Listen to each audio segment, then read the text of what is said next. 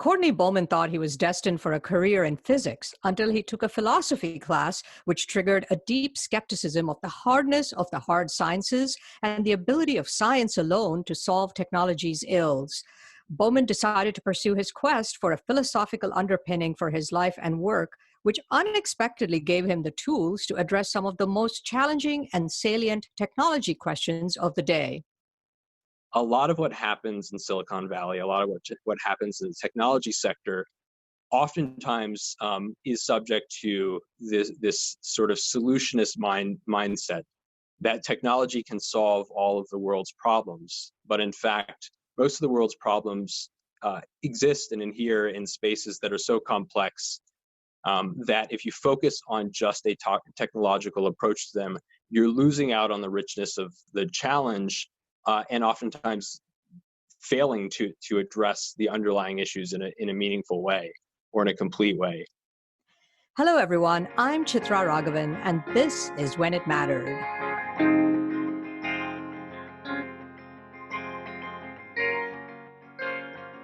This episode is brought to you by Good Story, an advisory firm helping technology startups find their narrative. I'm joined now by Courtney Bowman, a former colleague and Director of Privacy and Civil Liberties Engineering at Palantir Technologies.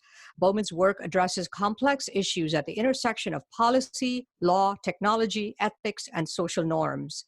As the lead for Palantir's in-house privacy and civil liberties team, Bowman works extensively with international, federal, state, and local government and commercial and philanthropic partners and privacy advocates to develop responsible data governance practices in the implementation of Palantir's software platforms. Bowman is currently working closely with the U.S. government and governments around the world to address the issues around the collection and analysis of massive amounts of data from the COVID-19 pandemic. Courtney, welcome to the podcast. Chitra, thank you so much. It's an honor to be invited to your podcast, and I really appreciate it. So what were you doing in life when you first began to understand the need for philosophy as an underpinning for your life and work? Yeah, it's an interesting question that I've been reflecting on quite a bit lately, as now I've been sheltering in place where I grew up in New Mexico, a little bit outside of Albuquerque. And one of the reflections and recollections I had was as a high school student and a college student, where I had the opportunity and the privilege to be able to intern in a physics laboratory at Sandia National Labs. And so in those early days, I was really quite passionate about physics and pursuing a career in physics, and was really trending in that direction when I went to university. But my initial thinking was really directed at how can I learn from the hard sciences, physics in particular, and what might be the course and trajectory for a career moving in that direction. But things changed as I started to take more courses and explore more of the humanities as an undergraduate at Stanford. So was there a particular issue or a problem that you were trying to solve via physics when you kind of had this existential change of thinking? Yeah, so at the time I was taking kind of coursework in physics as an undergraduate, and during my summers I would come back to New Mexico and was doing internships at the labs, mostly focused on optical physics. But when I started to take classes in philosophy, one of the things that I discovered is that the hard sciences prepare you for answering a certain set of questions and give you a certain set of tools for dealing with problems in the world. But they don't always address the richness of the things that we encounter. And as I started to take more philosophy courses and became interested in what I guess would now be considered a more obscure aspect of 20th century philosophy, one of the realizations I had was that there's a richness to understanding and exploring the world that you don't necessarily get from the toolkit that's provided by the hard sciences and in physics in particular. So what did you do then? Did you break away from physics and how were your teachers and mentors responding to your change of heart? So I had a couple of kind of distinct conversations. I think this was one summer when I came back to New Mexico and was working in the lab, in the national labs, for my internship. I remember speaking with my mentor and advisor and started to articulate that I was being pulled in different directions and had begun taking philosophy courses and wasn't as convinced as I had been in previous years that physics was the path forward for me. And I remember one very distinct conversation with my advisor where I started to articulate this alternative or branching path. And she sort of reacted quite abruptly and was concerned and maybe even a little bit disappointed, and began to discourage me from getting distracted from physics and engineering. And I, in that moment, really thought to myself, despite the guidance that I was getting from her, and despite conversations I was having with my family at the time, who all sort of saw philosophy as kind of a dead end or something that hermits or academics pursue, I had this kind of inner gnawing, this intuition that this was something that was really important that I needed to pursue.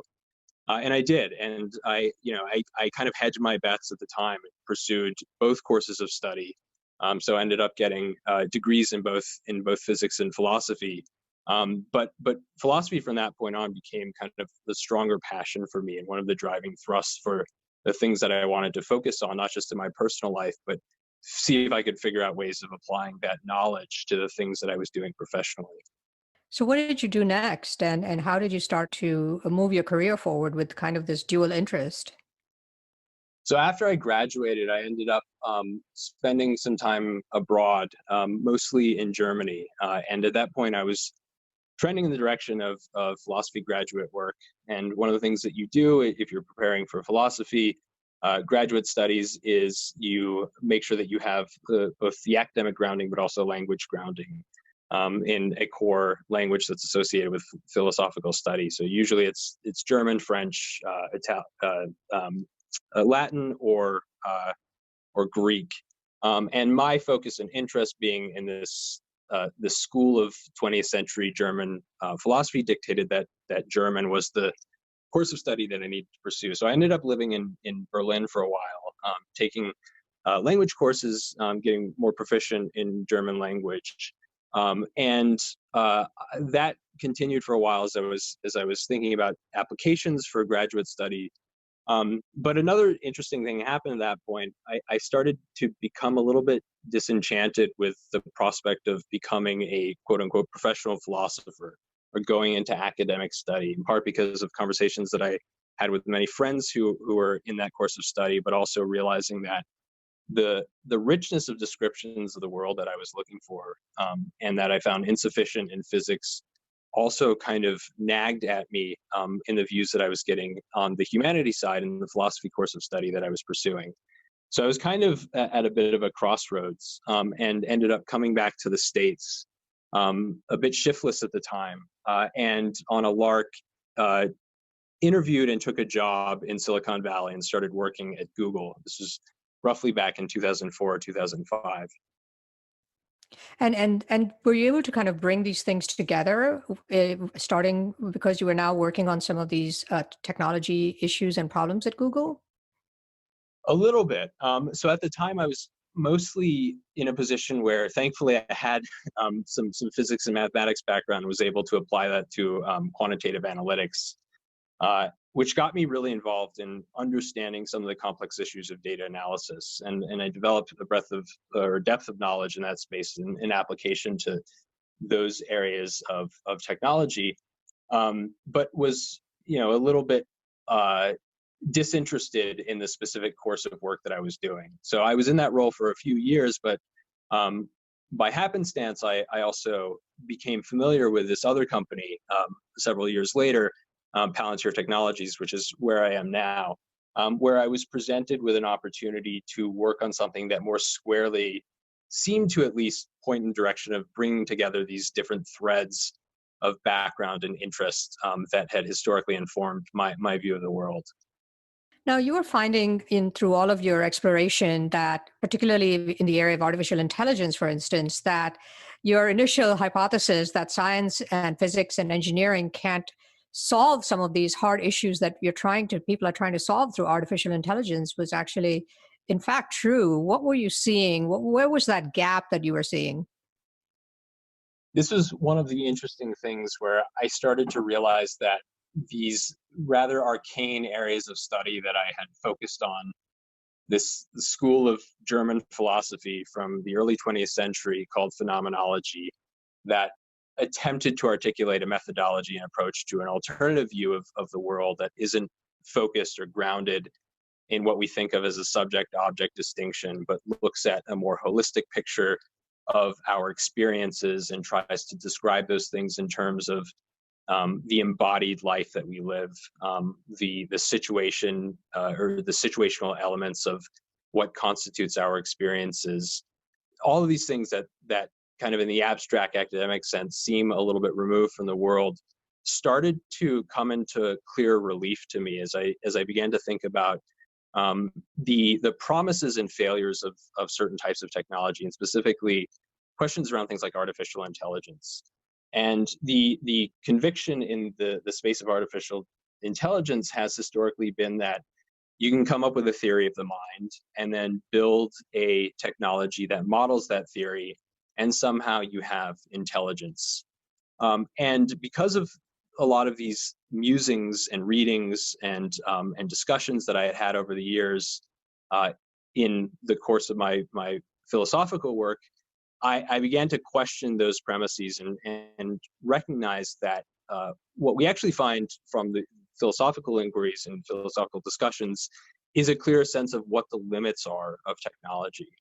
And this was actually quite an insightful moment for me to realize that a lot of what happens in Silicon Valley, a lot of what happens in the technology sector, oftentimes is subject to this sort of solutionist mindset that technology can solve all of the world's problems. But in fact, most of the world's problems exist and inhere in spaces that are so complex that if you focus on just a technological approach to them, you're losing out on the richness of the challenge and oftentimes failing to address the underlying issues in a meaningful way or in a complete way. And that was something that really has followed me throughout all of the different components of the work that I'm currently engaged in, not just in artificial intelligence, but more generally recognizing that the challenges that we're dealing with today with respect to applying complex data science, technology, information systems are much deeper than the data or the data science themselves. For those problems and challenges to attach to the real world, they also have to address the complexities of the real world. And that means understanding the sociology, the cultural aspects, the philosophical, ethical aspects. All those things have to be brought together into a richer approach and appeal to those types of problems.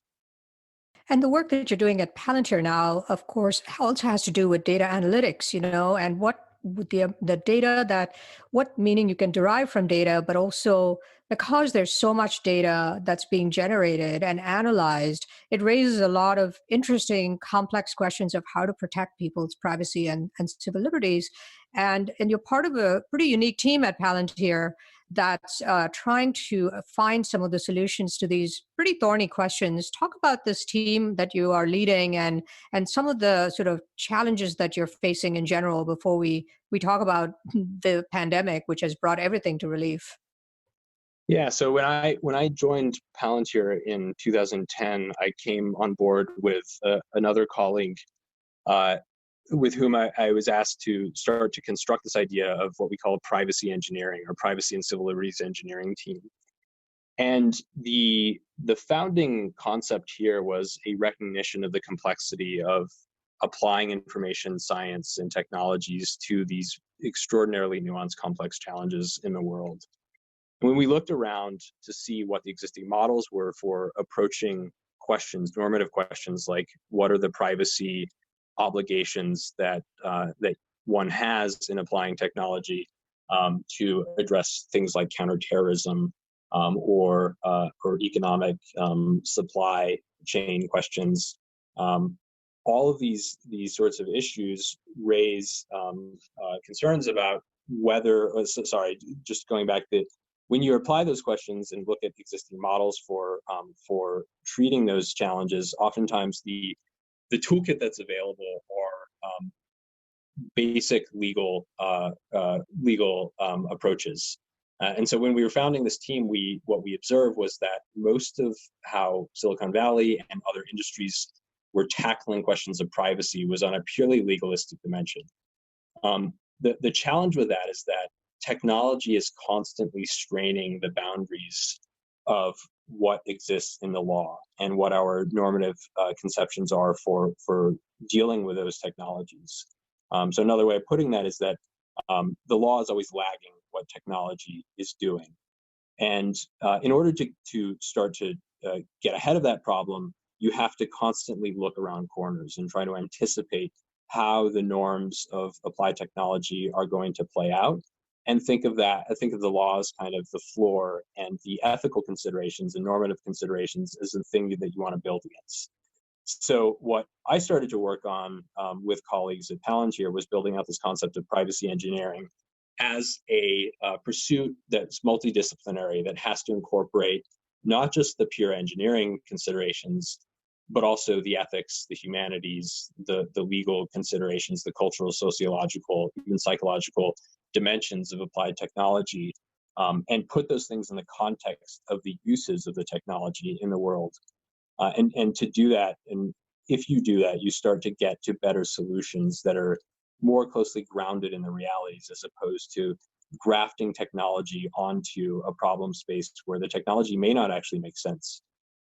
Are there any examples, very general examples of how you can kind of explain that complexity? Yeah, I mean, there's many examples of where that plays out. So a lot of what we're doing is helping to situate the idea of complex institutions like, for example, commercial entities that have been built up over the years. So let's say like a bank or a financial or some other financial institution. They've been built up over the years through mergers and acquisitions. And what that means in practice is that the data foundations that they're drawing upon come from all different sorts of systems. And those systems don't necessarily cleanly talk to each other. But if you're at a leadership level within an organization like that, within a financial institution, and you're trying to make comprehensive decisions about where to direct the business, you need a broader view of the data that's available. You need to understand the landscape of all of the contractual obligations that you have, and the consumers or businesses that you're working with. And you need to put those considerations into a broader context of what's happening in the economy throughout the world. And so to merge all of that information together, and to deal with information sources that are maybe highly regulated because you're in the financial sector, and because that information is personally identifiable, you need to understand what the consumer expectations are for the use of that information, what the privacy obligations are, where the law and regulation is likely to trend, so that if you're interested in building new financial products or applying new applications for data science, you can anticipate what the consumer requirements are going to be, not just under the law, but also in accordance with the expectations that people have when they sign up and form a relationship of trust with a powerful institution like that.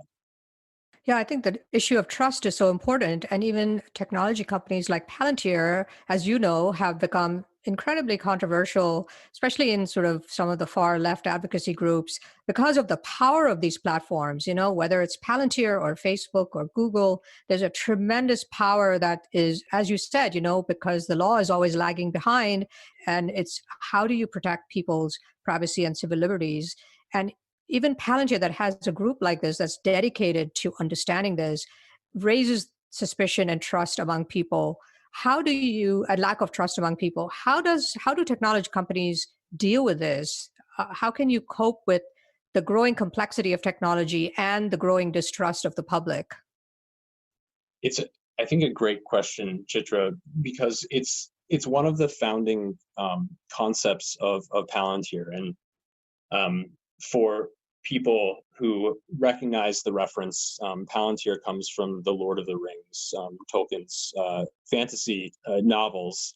And the concept of Palantir is sort of seeing stone. And it's analogous to a piece of technology. And this is by intent.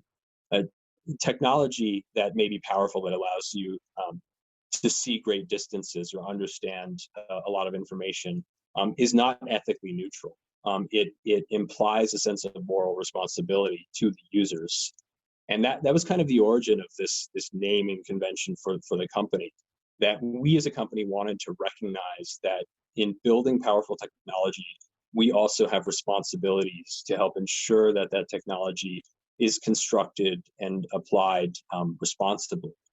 So to answer your question, I think that one of the ways that you start to address these questions of trust is starting from the premise that the technology is not just a neutral application, that it needs to attach to the complex situations that you're trying to address in the world, inclusive of not just the mission objectives, but also the core concerns around privacy and civil liberties.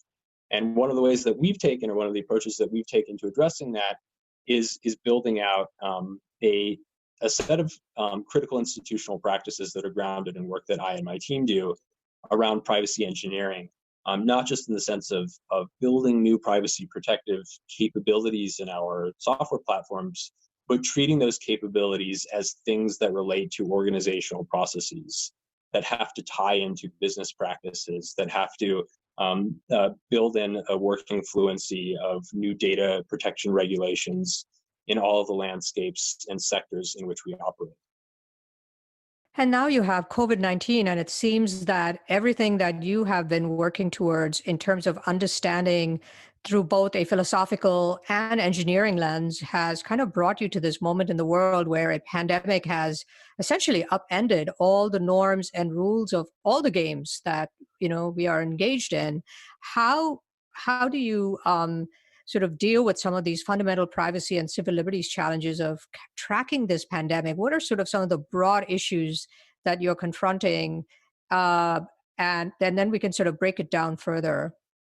Yeah, so there's a lot that's happening right now. And as a starting point, I would say, yes, there are particularly exigent circumstances that are driving concerns, and they're very real and legitimate concerns that need to be addressed. But in many ways, those of us in the technology sector and the world at large, in many respects, are well equipped to answer the challenge, in part because we've dealt with similar exigent circumstances in the past, but also because we have kind of strong playbooks for understanding why the needs of the moment should be treated appropriately. They shouldn't be accepted as the absolute new norms. We should think about limits on the types of interventions that we're going to apply now, and make sure that we're building in checks and balances over time to protect against invasions or concerns around surveillance or other concerns from the privacy and civil liberties and civil society communities. But to speak specifically about the types of challenges that are being raised right now, I should say that we as a company at Palantir are focused on the data integration side of the problem. So we work with public health and other institutions that have access to certain types of data, and we work with them to process that information in responsible ways. We're not involved on the data collection side, but as we help support this work in terms of integrating information sources from the various applications that the public health sector is involved in, we're looking at questions around things like mobility tracking. So the devices that we carry with us, the applications that we use on our phones, the services that we rely on, platforms like Google and Facebook and Apple, they're all kind of constantly generating different forms of telemetry or geolocational data. And that data can be used for varying purposes, for ad targeting, but also can be applied in aggregate to understand how people are moving. So if you, for example, as a public health agency, wanted to understand if the stay-at-home order that you've established for your region is effective and is resulting in people in aggregate staying at home more often or traveling less, you might be able to use that data to answer those sorts of questions. That's one class of problems, but it also raises concerns from the privacy community in that even though you've aggregated the data, there may be a prospect of re-identifying that data if it hasn't been aggregated and de-identified or anonymized in a responsible way. The concerns would be that that data could then be used to or repurposed at a later point to try and infer how people have moved, whether they've moved to sensitive locations or they've carried out activities that might be in contravention of the law or other norms. Those applications might be outside of the scope of the original intent, but they raise real concerns. Another area of interest from the privacy community in the use of technology in this current crisis is with what's called immunity passports. And this is a concept of, let's assume that we have broad scale testing to understand whether people are infected. And then you can take that information of whether you've been recently tested, or in the eventuality of a vaccine, whether you've been vaccinated, preserve that status on your phone and use that as a passport for entry into your workplace, into stores, and as other parts of the economy start to open up into other private sector and public sector spaces. So there are real concerns with that idea, because then you run into issues of, well, are people going to be incentivized to cheat the system? Are there other types of data that are being generated through the application that tracks your immunity passport that could be used to further identify where you're going or what you're doing? And that carries some kind of disconcerting overtones for many people. It sort of falls into that that kind of quasi-fascist paper please paradigm that I think raises the hackles on some people's necks.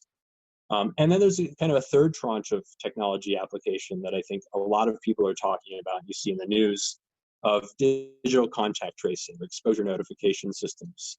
And this gets to the idea of using your mobile devices that many of us carry around all the time as a proxy for understanding whether, if we've been infected, we've had contact with other people.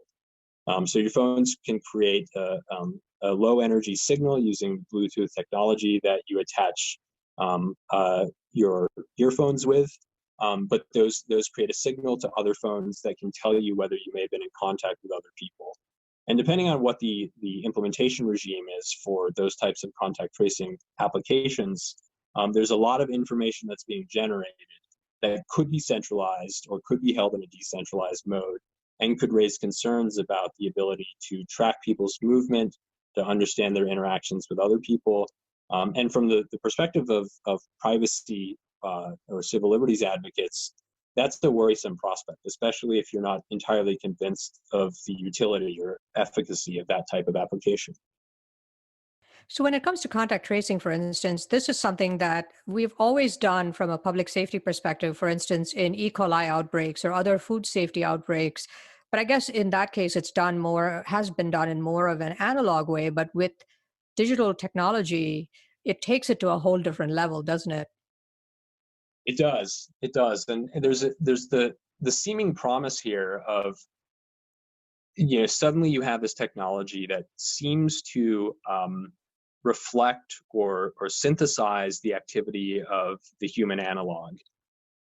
Because the basic idea with traditional contact tracing is, let's say you've contracted disease like salmonella or E. coli through bad food that you've eaten.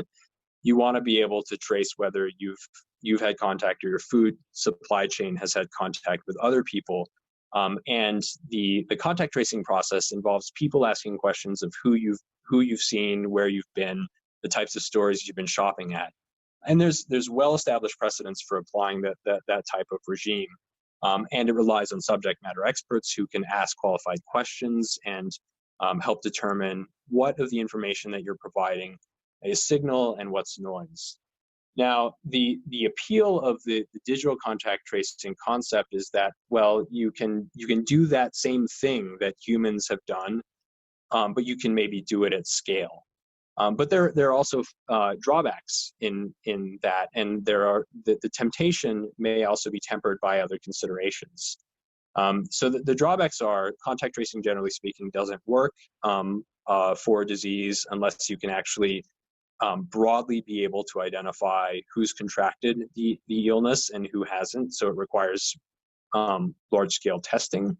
But it also is only a useful paradigm to apply in a situation where the cases of contracted illness are reduced to a certain threshold. So we're currently in a phase in the U.S. with COVID where COVID is being transmitted through community transmission, which means it's a sort of a much larger scale, to the extent that it doesn't make sense to try and trace individual points of contact because it's being spread across communities. But as those numbers start to drop, and assuming we get to a point where there's more general testing that's available, then you can start to think about, well, what if we used our phones to help augment the ability to trace who we've had contact with? And that is an appealing prospect because, for example, we don't always remember who we've talked to or who we've interacted with in the course of the day. But there's also downsides that accrue to that type of application. What are some of those downsides? Yeah, so the some of the challenges there are, if you're talking about using your cell phone and the Bluetooth signal that's broadcast by your cell phone, if you're walking through a parking lot and you happen to walk past a car with the door closed and the window closed, and you are wearing a mask and the other person is wearing a mask, that may trigger a signal of contact with the other person when in fact there's virtually no prospect of having shared the same air and possibly transmitted COVID. So there are all sorts of cases like that where you can imagine the risk of a false positive emerging. And that's one of the virtues of traditional contact tracing, because you can provide that context. And this is kind of goes back to one of the broader themes of a point of realization that I've had throughout my career, throughout the things that I've thought about as someone who's both focused on an interest in the hard sciences and technology and engineering, but also the broader implications of that technology is having the tools to be able to put technology in the right context, where you understand the limits and constraints and don't treat the technology as the pure solution. So the implication here is that as you start to identify there's false positive risks, there's risk of misuse or misaligned incentives for things like digital contact tracing, you need to be able to create the supporting organizational structures to be able to roll out those systems in an effective way that acknowledge the limitations and do so in a way that can get to better outcomes. But there are also other concerns that are raised in contact tracing. So for example, we're talking about contact tracing applications that rely on mobile phones and specific applications on mobile phones. But not everyone carries a mobile phone. Not everyone has a mobile phone or is technologically savvy in the use of their mobile phones. So then you raise all sorts of issues about the quote unquote digital divide.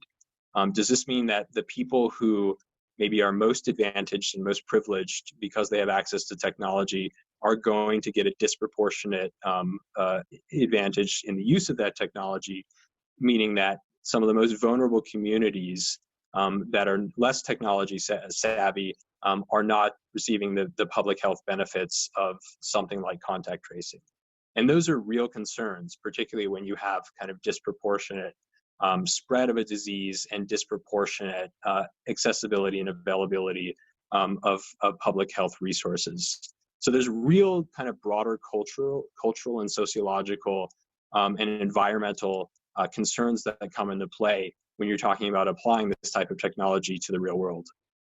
And you can kind of see some of those parallels in artificial intelligence and facial recognition technologies, for instance, where there have been studies that show, this inability to recognize faces of people from minority communities and things like that. So it just seems like not just in the ability of the underprivileged to have access to some of this, but also in having data collected that would benefit them in terms of treatments. You kind of see that in clinical trials, which are disproportionately, again, focused on privileged communities that can have access to it. So it just seems like there are a lot of parallels here.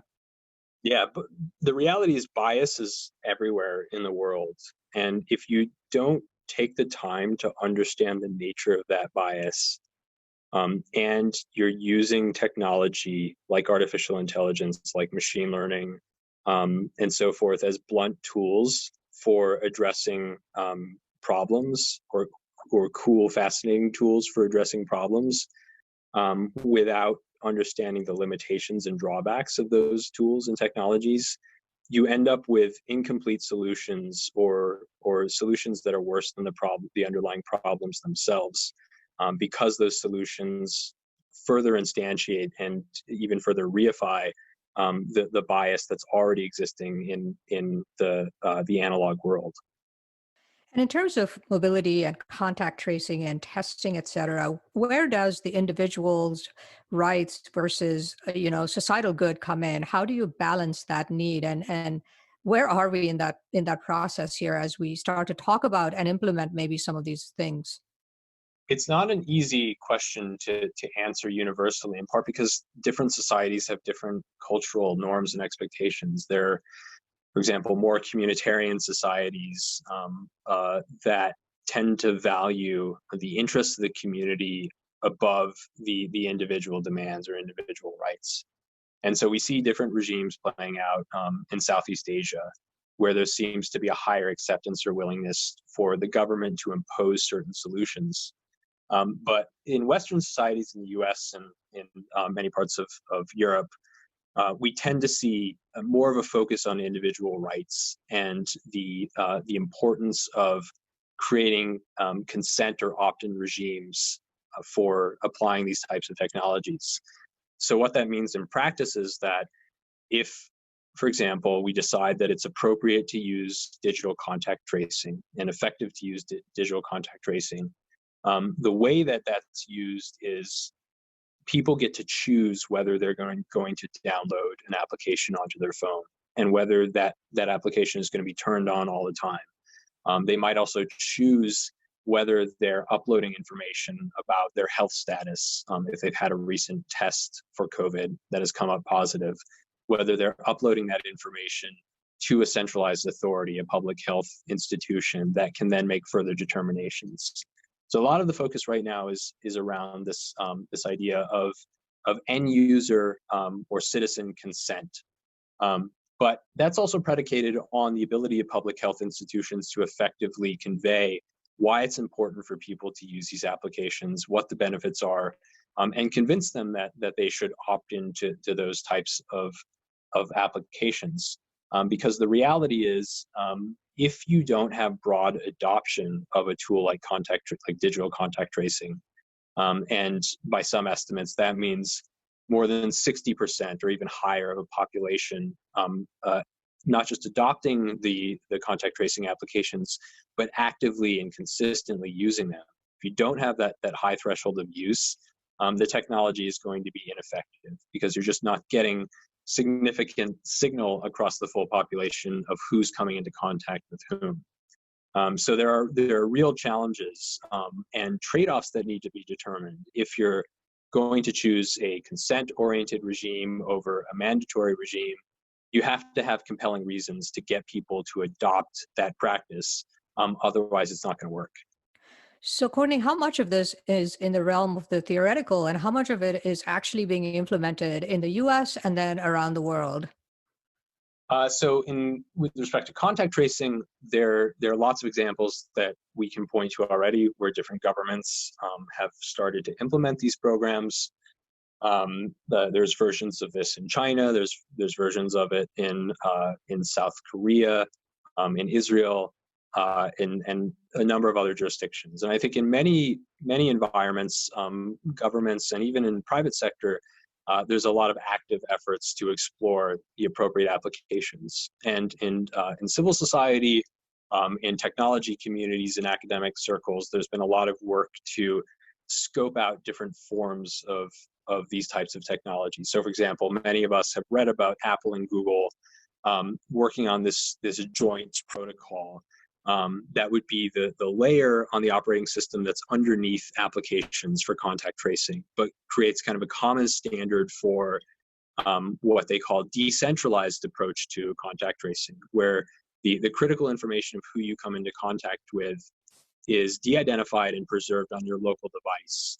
And there's limited information that's shared in a centralized place. So there's a lot of active research and development and work that's going into this in different locations, including the US. So that's one example. For some of the other technologies that I talked about, like the immunity passport concept, that's being considered and deployed in some places, like China's example, to varying degrees of success and raising a lot of concerns in the community around how effective it is, and whether it's an appropriate thing to do from a privacy and individual rights perspective. Mobility tracking, I would say, is probably one of the more broadly used tools. And one of the reasons that maybe it's more broadly adopted is because there are reasonable ways of addressing the privacy interests that accrue for that type of technology. Because in order for that mobility tracking data to be useful, it really is only a question of understanding the aggregate movements. So if you can take data from individual devices and come up with reasonably strong assurances that that data is being aggregated in ways that de-identify it and make it at a reduced risk of being re-identified. And by that I mean reducing the risk of taking that aggregate level data and identifying an individual phone or an individual person from the information. If you can do that effectively, then you may be getting a really strong signal for public health officials about whether stay-at-home orders or shelter-in-place orders or other public health messages are being disseminated and are being taken seriously by the population. So from the perspective of understanding how effective you're being with the public health initiatives, that's a tool that I think is in much broader use than some of the other technologies that I talked about. Governments can say to their people that we're doing all of this because, of the public good, and we're gathering all of these massive amounts of data. But given politics and all of the competing interests and potentially, competing agendas, and given how much even this pandemic has become politicized, even in the US, given the proximity of the presidential race, how do you actually protect people, given that we're not just setting a precedent for this pandemic, but for future ones or any kind of crisis? But you're collecting, not you, but governments are collecting and analyzing data and potentially holding on to data that could be used for other purposes. Is that something that we should worry about? Absolutely. And I think this is one area where we have strong precedents for how to address this class of concerns. We have, for example, principle-based systems like the Fair Information Principles that give us a good sense in general terms of how we should be addressing these concerns. So the Fair Information Principles goes back to the late 70s, and these are principles that are well enshrined in data protection law and regulation around the world, not just in the US. But they speak to things like necessity, proportionality, and transparency. So necessity is the idea of starting with just the data that you need. And one of the ways that you might look at that is if you're trying to build out a response, a technology-oriented response to COVID, what are the specific problems or challenges that you're dealing with? Starting there and then using those problems or challenges to define the data landscape that you need in order to address them. You can think of that approach in opposition to the idea of, well, let's go out and grab all data that may be available in an environment in which all of the applications and technology and gadgets that we have are generating a huge exhaust of data. The temptation is to pull all that data together into a massive data warehouse and start to mine it for insights. If instead you focus on the things that matter, the data sources that matter for a specific problem or question, then you're thinking about the necessity component. And you're also thinking about proportionality in terms of the minimum amount of data that's needed to solve the problem. That helps minimize the risk of overexposure of data. It minimizes the temptation of repurposing data for applications that go beyond the initial justification. But the other prong here, one other principle that I think is important, is just transparency, explaining what it is you're trying to do with data that's available, or if you need to acquire new sources of data, how and why you're going to acquire that data and what you're going to do with it. Because I think if you can explain to the general population what you're doing, why you're doing it, why it's important to addressing the public health demands of the moment, I think you generally get a much better adoption and a much better sense of comfort. And it demystifies the technology, it makes the applications more accessible. But one of the other lessons that we've learned from historical precedent, and particularly we can think of 9/11 as one example here, is that we are in an emergency situation right now. And we want to be careful that that emergency situation is treated as such, which is to say that it's not held as the new norm for all time going forward. So if we think about the current circumstances as a time-bound situation where the things that we do now in terms of applications like contact tracing only apply for the duration of the COVID public health crisis, and there are natural points to re-examine or to tune down the systems, turn them off, and delete the data, then you can also get closer to building the public trust that this is a specific application for a specific point in time, but it's not defining the new normal for all time to come. In terms of your own personal life, Courtney, have you had any of what I call viral insights about your life and work because of COVID, kind of that moment of clarity brought upon by a crisis? Yeah, I think every day is sort of a realization that the work that I'm doing, the history of experiences that I've had, and that I've been quite fortunate to be able to have in terms of exploring all of these different academic pursuits and being able to merge them into a career that really attaches to meaningful challenges of the day and more generally. It's informed the way that I look at the world. It's informed my view of the role of technology in both its importance but also its limitations. And so when I think about basic choices that I make around the applications that I install on my phone, or even the choice to carry around my phone, or to use other gadgets that are a part of my life, what am I choosing? What are the implications? What does this mean in terms of the data that I'm generating about myself and the prospects of using that data? And as someone who is kind of operating on the other side of the equation, working for a company that's building technology, what are my responsibilities to the communities that are served by the customers that my company works for? What are my obligations? How should I be thinking about those responsibilities? And those are things that constantly weigh on me and inform basically every choice that I make in my personal life and in my professional life. Looking back at that young intern at Sandia National Labs telling his mentor that he really needed to study philosophy, what would you say to that young man about the journey that you've been on and where you find yourself today as a philosophy-driven privacy and civil liberties expert in the middle of a pandemic? Yeah, I would say trust your intuitions. I had a sense then that I couldn't articulate, but I knew it was important. I knew that there was a pull towards understanding a broader set of issues, and not just being fixated on this space of technology and engineering and hard sciences. That it was important for me to explore the humanities. It was important for me to branch out and see the world through a number of different lenses. But sticking to that intuition in a moment where people who are extraordinarily credible, who I had a great deal of respect for, who were telling me that there may not be a lot of professional applications for the things that I was thinking about in a kind of an abstract academic sense.